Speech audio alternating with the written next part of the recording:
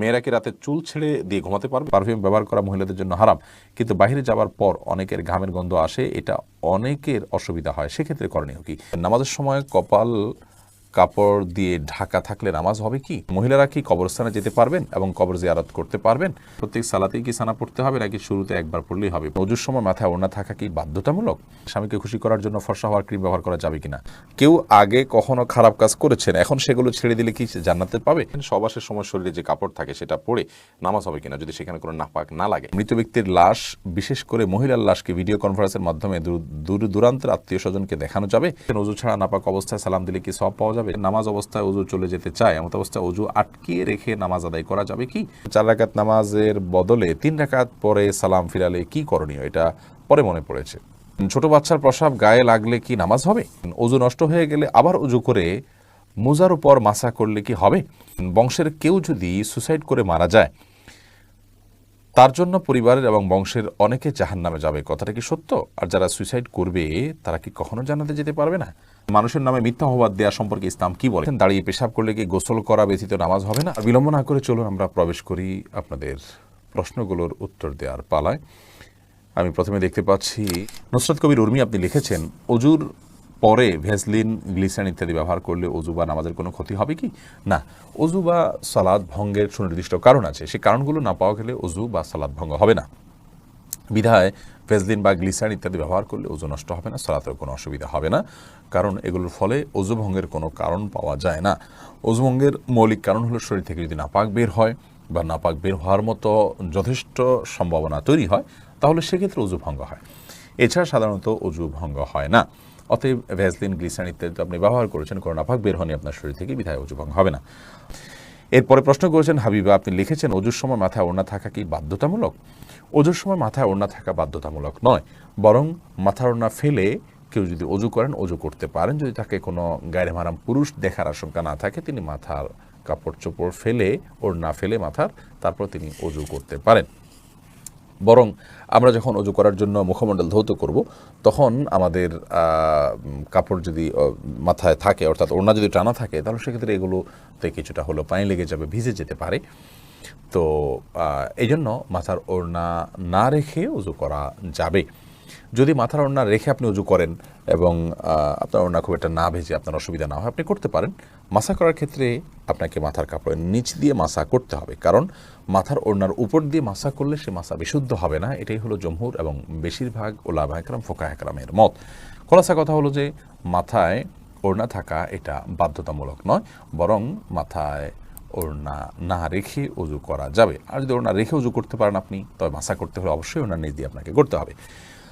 সুমাইয়া, আপনি লিখেছেন ছোট বাচ্চার প্রসাব গায়ে লাগলে কি নামাজ হবে? ছোট বাচ্চার, ছোট্ট শিশুর যে পেশাব, সেটাও কিন্তু বড়দের পেশাবের মতো নাপাক। অতএব সেটা যদি গায়ে বা কাপড়ে লাগে, যে জায়গায় লাগে সেটাকে ধুইতে হবে।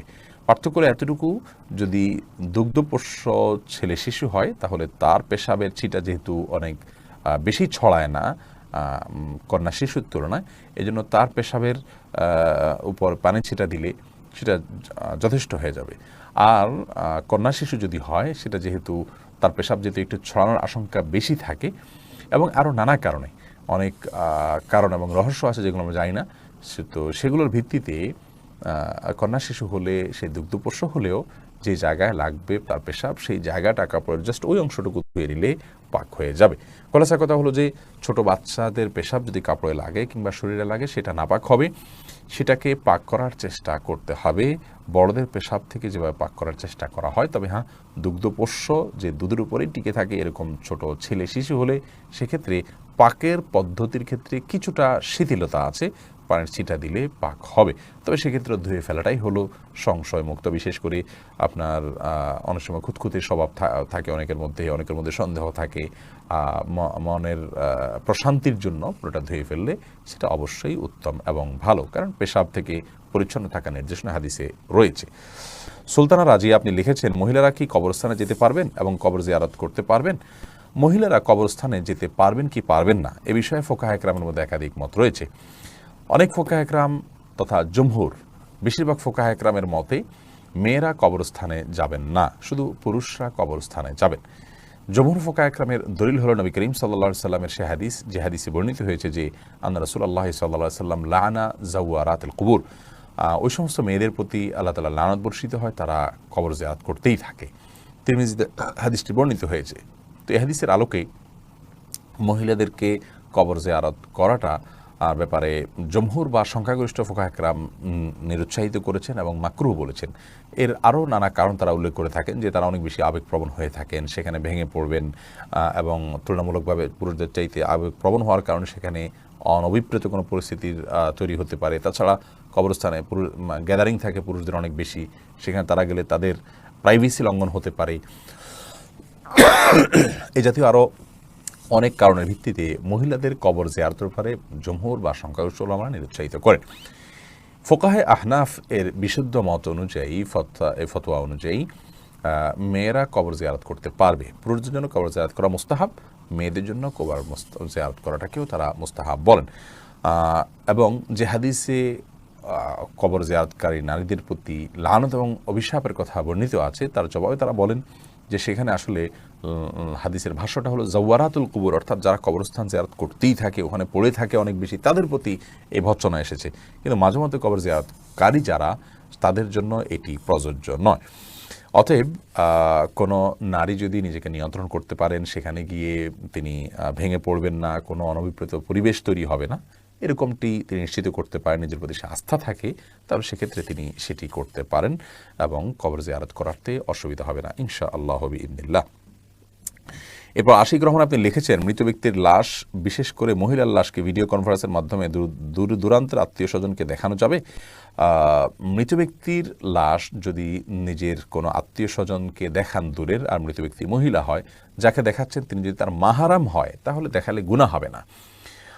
তবে সেটাকে ভিডিও করে রাখা, ছবি তুলে রাখা অবশ্যই অনুচিত কাজ, কারণ মৃত্যুর পর মানুষের আকৃতিতে অনেক সময় পরিবর্তন হয়, কিছুটা বিকৃতি ঘটে থাকে।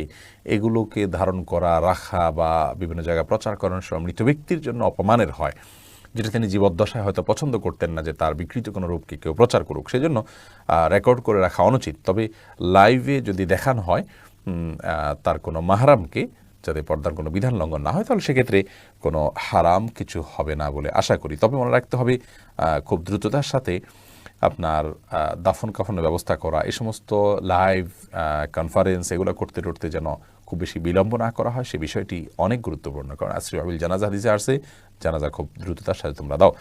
সুমাইয়া আক্তার আপনি লিখেছেন, নামাজের সময় কপাল কাপড় দিয়ে ঢাকা থাকলে নামাজ হবে কি? হবে।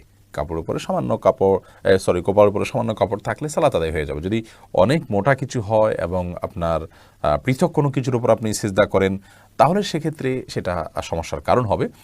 কারণ আমাদেরকে কপাল জমিনে রেখে সিজদা করতে বলা হয়েছে, বিধায় অন্য কোনো কিছু রেখে কাঠ ইত্যাদি দিয়ে ব্যাপক আপনার ব্যবধান তৈরি হয় জমিনের সাথে, এরকম করে কোনো কিছুর উপরে সিজদা দেওয়া জায়েজ নয়। তবে কাপড়ের উপরে সামান্য কাপড় আছে, এর কারণে তো আর জমিন থেকে পৃথক হয়ে যাচ্ছে না, জাস্ট একটা আবরণ পড়তেছে, তাতে কোনো অসুবিধা নেই, নামাজ হয়ে যাবে। এমনি মানিক ইসলাম লিখেছেন, মানুষের নামে মিথ্যা অপবাদ দেওয়া সম্পর্কে ইসলাম কি বলে? এটা অত্যন্ত জঘন্য অপরাধ। বিশেষ করে চারিত্রিক বিষয়ে যদি মিথ্যা অপবাদ দেওয়া হয়, তাহলে তো তার জন্য বেত্রাঘাতের শাস্তি পর্যন্ত ইসলাম রেখেছে। বিধায় কারোর নামে মিথ্যা অপবাদ দেওয়া এটা অত্যন্ত জঘন্য বিষয়, এবং বান্দার হকের ভিতরে অত্যন্ত বড় ধরনের একটি হক, যে মানুষ সম্পর্কে মিথ্যা অপবাদ না দেয়া।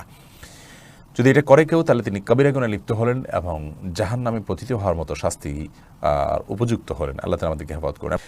এরপরে মোহাম্মদ আরাদ আব্দুল্লাহ আপনি জানতে চেয়েছেন, দাঁড়িয়ে পেশাব করলে কি গোসল করা ব্যতীত নামাজ হবে না? না, দাঁড়িয়ে পেশাব করলে যে গোসল করতে হবে এমনটি বাধ্যতামূলক নয়, বরং দাঁড়িয়ে পেশাব করার পরও আপনি গোসল ছাড়া নামাজ আদায় করতে পারেন। দাঁড়িয়ে পেশাব করতে গেলে যদি আপনার শরীরে কোথাও ছিটে ফোঁটা লাগে বা পেশাব লেগে যায়, সেই জায়গাটা আপনি ধুয়ে ফেলবেন, ধুয়ে আপনি সালাত আদায় করতে পারবেন। আর দাঁড়িয়ে পেশাব করাটা অনুচিত, অনুত্তম, ভালো নয়, মাকরুহ কাজ। নবী করিম সাল্লাল্লাহু আলাইহি ওয়াসাল্লাম সচরাচর দাঁড়িয়ে পেশাব করতেন না। এরপরে আরফাতুন নাহার মুন্নি আপনি লিখেছেন, বংশের কেউ যদি সুসাইড করে মারা যায়, তার জন্য পরিবারের এবং বংশের অনেকে জাহান্নামে যাবে। কথাটা কি সত্য? আর যারা সুইসাইড করবে তারা কি কখনো জান্নাতে যেতে পারবে না? অবশ্যই পারবে, যদি আল্লাহ তাআলা তাদেরকে মাফ করেন। তবে সুইসাইড করাটা গুনাহ, কবিরা গুনাহ, অপরাধ কর্ম করতে করতে মারা গেলেন, এই বিষয়টি অত্যন্ত জঘন্য এবং গর্হিত। আল্লাহ চাইলে তাকে মাফ করতে পারেন। আর কেউ সুইসাইড করে মারা গেলে তার পরিবারে কেউ জান্নাতে যাবে না, সবাই জাহান্নামে যাবে, এটি একেবারেই অনর্থক কথা। কারণ আল্লাহ তাআলা কোরআন কারীমে বলেছেন, ওয়া আল্লা তাজিরু ওয়াজিরাতুন ভিজরা উখরা, একজনের পাপের বোঝা অন্যজন কখনো বহন করবে না। আল্লাহ তাআলা এটি কাউকে চাপিয়ে দেন না, বিধায় এই কথা সত্য নয়। ওমর ফারুক আপনি লিখেছেন, অজু নষ্ট হয়ে গেলে আবার অজু করে মোজার উপর মাসা করলে কি হবে? অজু যদি নষ্ট হয়ে যায়, নতুন করে অজু করেছেন, পরিপূর্ণ অজু করেছেন, সে অজুতে পাও ধুয়েছেন, এরপরে আপনি যদি মোজা পরেন, সে মোজার উপরে আপনার বাসাবাড়িতে থাকলে 24 ঘন্টা পর্যন্ত যতবার অজু করবেন, আর মোজা না খুলে পাও ধোয়ার পরিবর্তে মোজার উপরে এভাবে ভেজা হাত টেনে দিয়ে মাসা করলে চলবে। শর্ত হলো মোজা চামড়ার হতে হবে, অথবা এমন কাপড়ের মোজা হতে হবে যেটা অত্যন্ত শক্ত, অত্যন্ত মজবুত। এমন না হয় যে মাসা করলেন আর ভিতরে ভিজে গেল, কিংবা মোজা পরলেন তো আপনার চামড়া দেখা গেল এত পাতলা বা খুব বেশি ঠুনকো। বরং খুব মজবুত ধরনের কাপড়ের মোজা যদি হয়, যেটা পরে দীর্ঘ পথ হেঁটে যাওয়া যায়, এরকম মোজার উপরে মাসা করা জায়েজ হবে। সুমন আহমেদ আপনি লিখেছেন, 4 রাকাত নামাজের বদলে 3 রাকাত পরে সালাম ফিরালে কি করণীয়? এটা পরে মনে পড়েছে। ফরজ নামাজ যদি 4 রাকাত যায় 3 রাকাত সালাম ফিরে ফেলান, তৎক্ষণাৎ মনে পড়লে তো আরেক রাকাত পরে শেষে তাসাহুদুল নামাজ হয়ে যাবে। কিন্তু আপনি উঠে চলে গেছেন, অন্য কাজ করছেন, তারপরে মনে পড়েছে, তাহলে আবার আপনাকে সে সালাত আদায় করতে হবে। এরপরে আব্দুল মা এই আইডি থেকে আপনি লিখেছেন, মাথার চুল কি কালার করা সম্পর্কে ইসলামের শরীয়ত কি বলে? মাথার চুল কালার করতে পারেন, বিশেষ করে সাদা যখন হয়ে যায়, তখন নবী করিম সাল্লাল্লাহু আলাইহি ওয়াসাল্লাম এর হাদিস অনুযায়ী এটাকে কালার করাটাই হলো উচিত এবং সুন্নাহ। তিনি বলেছেন, ইয়াহুদিরা সাদা চুল রাখে, তোমরা এটাকে কালার করবে, ওয়াজান্নিবুস সাওয়াদ, তবে তোমরা কালো কালার থেকে বিরত থাকবে। অতএব মেহেদি বা এই জাতীয় কোনো ন্যাচারাল কোনো কিছু যদি আপনি কালার করতে পারেন, সেটা সুন্নাহ। নাইমা সুলতানা আপনি লিখেছেন, অজু করার পর সাবান ব্যবহার করলে অজু হয় কি না? অজু হবে, কোনো অসুবিধা নেই। সাবানের ব্যবহার করলে অজু ভঙ্গের কোনো কারণ হয় না। শেখ আফরোজা নিজম আপনি লিখেছেন, কেউ আগে কখনো খারাপ কাজ করেছেন, এখন সেগুলো ছেড়ে দিলে কি জান্নাতে পাবে? অবশ্যই সেগুলো ছেড়ে দিয়ে সেগুলোর জন্য যদি আল্লাহর কাছে মাপ চান, তওবা করেন, ইনশাআল্লাহ বিদিনিল্লাহ আপনি তার মধ্যে দিয়ে তিনি জান্নাতে যেতে পারেন। হারুন রশিদ লিখেছেন, বিবাহের পূর্বে উভয়ের সম্মতিতে শারীরিক সম্পর্কের বিধান কি? বিবাহের পূর্বে যদি উভয়ের সম্মতিতে শারীরিক সম্পর্ক করেন, তবুও সেটি হারাম হবে, গুনাহ হবে। বিবাহের কথা পাকাপাকি হোক, অথবা বিবাহের ওয়াদা একে অন্য থেকে হোক কিংবা না হোক, সর্বাবস্থায় বিবাহ বহির্ভূত শারীরিক সম্পর্ককে বা সব ধরনের নারী পুরুষের বেগার নারী পুরুষের সম্পর্ককে ইসলাম পরিপূর্ণ হারাম করেছে। এটি জেনা, এবং এই জেনা জাহান্নামে পতিত হওয়ার মতো একটি শাস্তি, কবিরা গুনাহর একটি শাস্তি। মেরাজের নবী করিম সাল্লাল্লাহু আলাইহি ওয়াসাল্লাম যে অপরাধগুলোর শাস্তি দেখানো হয়েছে, সেরকম একটি অপরাধ হলো জেনা। বিধায় আল্লাহ তাআলা আমাদেরকে মাফ করুক, বৈবাহিক সম্পর্ক ছাড়া এটি জায়েজ নয়, হারাম। শাহিন আলম লিখেছেন, পারফিউম ব্যবহার করা বৈধ হবে কি? পারফিউম ব্যবহার করা বৈধ। পারফিউমে যে অ্যালকোহল আছে, সেই অ্যালকোহলের কারণে অনেক ওলামা ইকরাম নাজায়েজ বলেন। তবে অ্যালকোহল ছাড়া অনেক পারফিউম আছে, সেগুলো তো অবশ্যই জায়েজ হবে। আর অ্যালকোহল থাকলেও নাজায়েজ হবে যে সেটি নিশ্চিত নয়। অনেকের মতে নাজায়েজ হবে, অনেকের মতে জায়েজ হবে। কারণ অ্যালকোহল পান করা হারাম হলেও সেটি কাপড় চোপড় লাগলে যে নাপাক হয়ে যাবে, ব্যাপারটি সেরকম নয়। এটা নিয়ে যথেষ্ট মতপার্থক্য আছে। সবচেয়ে ভালো হয় অ্যালকোহল ছাড়া অনেক পারফিউম বাইরে রয়েছে, সেগুলো ব্যবহার করা, কিংবা আপনার আতর ব্যবহার করা। আমি ব্যক্তিগতভাবে অ্যালকোহল সহ পারফিউম ব্যবহার করাটাকে জায়েজ মনে করি। অ্যাঞ্জেল রুমি আপনি লিখেছেন, চোখে কাজল বা আইলাইনার ব্যবহার করে নামাজ পড়লে নামাজ হবে কিনা? নামাজ হয়ে যাবে। এমনি সাকিব মাতব্বর লিখেছেন, নামাজ অবস্থায় অজু চলে যেতে চায়, এমন অবস্থায় অজু আটকিয়ে রেখে নামাজ আদায় করা যাবে কি? অবশ্যই আটকিয়ে রেখে আদায় করা যাবে। তবে স্বাভাবিক অবস্থায় অজু আটকিয়ে রেখে তারপরে ওই অজু দিয়ে নামাজ পড়া উচিত নয়। তবে নামাজের মধ্যে যদি আপনার অজু ভাঙার বা পেশাব পায়খানার বেগ হয়, তাহলে সে বা বায়ু নির্গত হওয়ার বেগ হয়, তাহলে সেটাকে আটকে রেখে সালাত কমপ্লিট করা যেতে পারে, যেহেতু সালাত কমপ্লিট করা আল্লাহর কর্তৃক নির্দেশিত। লাতুতুল্লাহ আমারকুম আল্লাহ বলেছেন। কামরুজ্জামান রনি লিখেছেন, মেয়েরা কি রাতে চুল ছেড়ে দিয়ে ঘুমাতে পারবে, কোনো অসুবিধা নেই। বাশিরা খাতুন লিখেছেন, প্রত্যেক সালাতেই কি সানা পড়তে হবে নাকি শুরুতে একবার পড়লেই হবে? প্রত্যেক রাকাতে নয়, প্রত্যেক সালাতের শুরুতে, প্রথম রাকাতে আপনি সানা পড়বেন। দোয়া ইস্তেফতাহ বলা হয় এটাকে, সালাত শুরুর দোয়া। আয়েশা আক্তার দারুদ্দোলান আপনি লিখেছেন, পারফিউম ব্যবহার করা মহিলাদের জন্য হারাম, কিন্তু বাইরে যাওয়ার পর অনেকের ঘামের গন্ধ আসে, এটা অনেকের অসুবিধা হয়, সেক্ষেত্রে করণীয় কি? তাহলে সেক্ষেত্রে ঘামের গন্ধ যাতে না আসে সেই পরিমাণ হালকা, যেটা দূরের অন্য কোনো মানুষের নাক পর্যন্ত যায় না, জাস্ট দুর্গন্ধ দূর করতে পারে, এইটুকু আপনি ব্যবহার করবেন। দিলেরিয়া আরিফ আপনি লিখেছেন, স্বামী যদি স্ত্রীকে লক্ষ্মী বলে ডাকে এতে কি গুনাহ হবে? না, এতে গুনাহ হবে না।